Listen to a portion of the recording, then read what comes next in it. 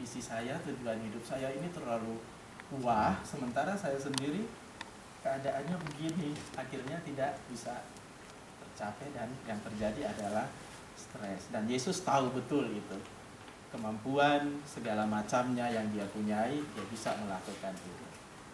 Tapi untuk mewujudkan visi spiritual itu kan banyak tantangan ya. Banyak bukan seperti Yesus ketika di padang gurun ada godaan roh jahat, itu kan pasti sudah ada. Supaya kita diingatkan bahwa tidak mudah sebenarnya mewujudkan visi spiritual itu. Pasti ada tantangan, tapi itu kiat-kiatnya apa? Model Yesus kiatnya apa? Ya, itu kalau belajar dari Yesus, dari jawaban-jawabannya itu kan kita melihat bahwa dia mengarahkan seluruh hidupnya kepada Bapa. Mengingat tadi bahwa dia datang pertama, aku datang bukan untuk melakukan kehendakku, tetapi melakukan kehendak Dia yang mengutus aku.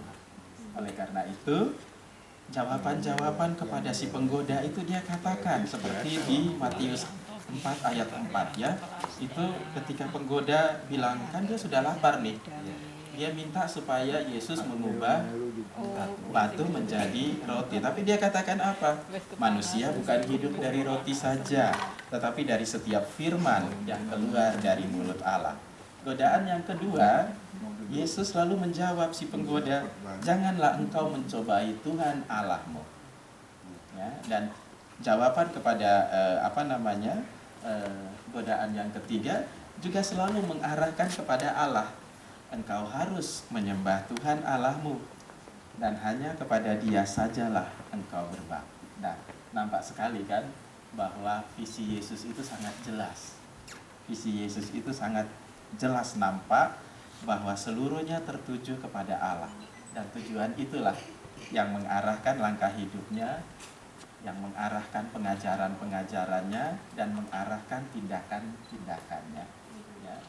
Oke. Dia selalu membalas kejahatan dengan kebaikan karena mengarahkan bahwa cinta Allah lebih besar. Kemudian ketika Yesus sampai pada satu titik di mana gelisah, kita tahu Yesus kemudian berdoa di taman Getsemani ketika menuju ke penyalipan yang sudah menjadi. Apakah itu juga satu proses? Bagaimana Yesus tetap mencari mendekatkan diri kepada Tuhan? Jelas sekali, karena setiap karyanya itu dia selalu memulai dan mengakhirinya dengan naik ke bukit. Di sana dia lakukan apa di sana? Dia menjalin relasi pribadi dengan Allah. Dia berdoa, dia meminta penjelasan, keterangan apa yang harus saya lakukan. Ya kan? Maka di sana dia melakukan kehendak Bapa seperti yang di dalam Injil Lukas itu bab 4 ayat 18 sampai 19. Aku datang untuk melakukan kehendak Dia yang mengutus aku, dan inilah kehendak Dia, untuk menyampaikan kabar baik kepada orang-orang miskin, dan Ia telah mengutus aku untuk memberitakan pembebasan kepada orang-orang tawanan dan penglihatan bagi orang-orang buta, untuk membebaskan orang-orang tertindas, untuk memberitakan tahun rahmat Tuhan telah datang. Nah, waktu dia diadili Pilatus kan menurut tradisi Yahudi harus dibebaskan. Pilatus bilang orang ini nggak bersalah, maka aku akan membebaskan dia.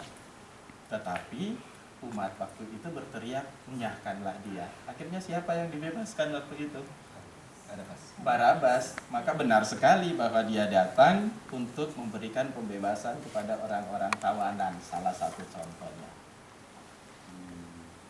Jadi apa yang tertulis di dalam Lukas 4, 18, 19 ini kan seperti karya-karya Yesus, program dia yang dia lakukan, dan itu sebenarnya tuh timbul dari visi spiritual kedekatan dengan Bapa. Ini loh yang termasuk pekerjaan Bapa yang harus aku lakukan di dunia. Benar sekali Rama, ya. Dan itu puncaknya nanti adalah saat Yesus katakan kepada murid-muridnya, saat-saat akan mau pergi ke Yerusalem, dia katakan kepada murid-muridnya, sekarang kita pergi ke Yerusalem, dan sekarang yang dirayakan oleh umat Katolik seluruh dunia, ya. Sekarang kita pergi ke Yerusalem dan anak manusia akan diserahkan kepada imam-imam kepala dan ahli-ahli Taurat, dan mereka akan menjatuhi dia hukuman mati. dan mereka akan menyerahkan dia kepada bangsa-bangsa yang tidak mengenal Allah supaya dia diolok-olokkan, disesah dan disalibkan. Jadi visi spiritual Yesus Kristus itu sungguh menjadi milik pribadi, dan walaupun nanti tahu bahwa dengan ini aku akan mati, tetap akan.